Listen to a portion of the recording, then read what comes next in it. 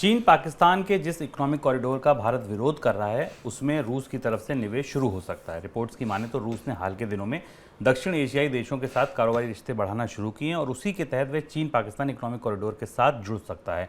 रूस ने सितंबर में अफगानिस्तान के साथ गेहूं के लिए डील की थी और अक्टूबर में पाकिस्तान के साथ पेट्रोल सप्लाई को लेकर डील हुई थी। इन दोनों देशों के साथ हुए रूस के करार को भी चीन पाकिस्तान इकोनॉमिक कॉरिडोर में उसकी रुचि को जाहिर करने को लेकर देखा जा रहा है कि हाँ, उसने इसलिए शायद रुचि दिखाई है। सर, रूस किस तरह से इस इकोनॉमिक कॉरिडोर में जुड़ पाएगा, क्या तैयारी कर रहा है?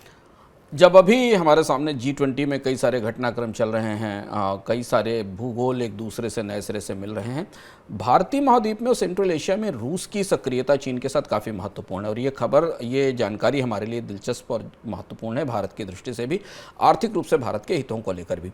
रूस लगातार पिछले एक साल से इस बात के प्रयास में है कि उसका जो एक ग्रेटर यूरेशियन पार्टनरशिप प्लान है, जिसको GEP कहा जाता है, उसे चाइना पाकिस्तान इकोनॉमिक कॉरिडोर से CPEC से किसी तरह से जोड़ा जाए, क्योंकि वैसे भी China economic Pakistan corridor central Asia के देशों को जोड़ता है और वहाँ से जुड़कर आता है। और उसकी शुरुआत दो बड़े फैसलों से हुई हाल फिलहाल में, वो ट्रेड से ही थे, जिनका जिक्र शुभम ने किया कि अफगानिस्तान के साथ गेहूँ और पेट्रोल की डील हुई, और उसके बाद अभी हाल में पाकिस्तान को रूस ने चीन से आने वाले युआन के जरिए पेमेंट करके तेल देने की संधि पर दस्तखत किया है। ये दो महत्वपूर्ण घटनाक्रम हैं।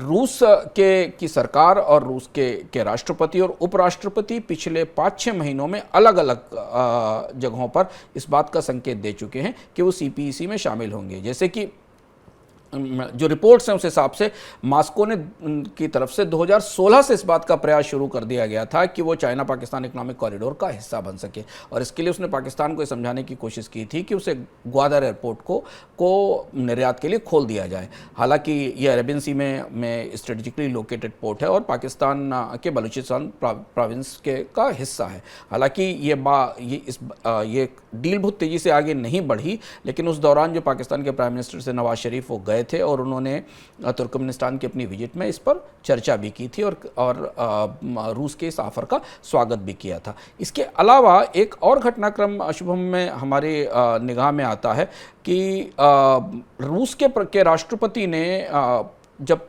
BRI इनिशिएटिव, जो बेल्ट एंड रोड इनिशिएटिव है चाइना का, उसके कॉन्फ्रेंस में हिस्सा लिया था अप्रैल 2019 में, और तब व्लादिमीर पुतिन ने कहा था कि कि रूस सेकंड BRI फोरम जो road belt and road initiative है उसका हिस्सा भी बनेगा।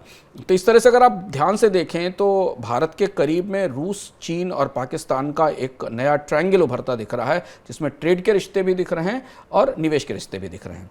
सर, पाकिस्तान के साथ भी रूस के कुछ रिश्ते बढ़े आगे, ये यहाँ क्या कुछ बदलाव? पाकिस्तान के साथ दो तरीके के रिश्ते हैं। ट्रेड के संबंध बढ़े हैं क्योंकि पाकिस्तान की ऊर्जा जरूरतों को पूरा करने के लिए रूस तेजी से आगे आया है चीन की मदद के साथ। और दूसरा ये कि अगर चाइना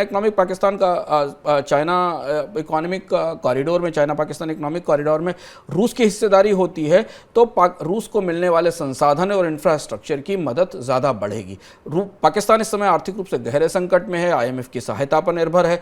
ऊर्जा के लिए या पेट्रोल के आयात के लिए, कच्चे तेल के आयात के लिए उसके पास विदेशी मुद्रा नहीं है। ऐसी स्थिति में रूस के पास अपॉर्चुनिटी है कि वो पाकिस्तान के साथ इस गुट को आगे साथ में जोड़ सके।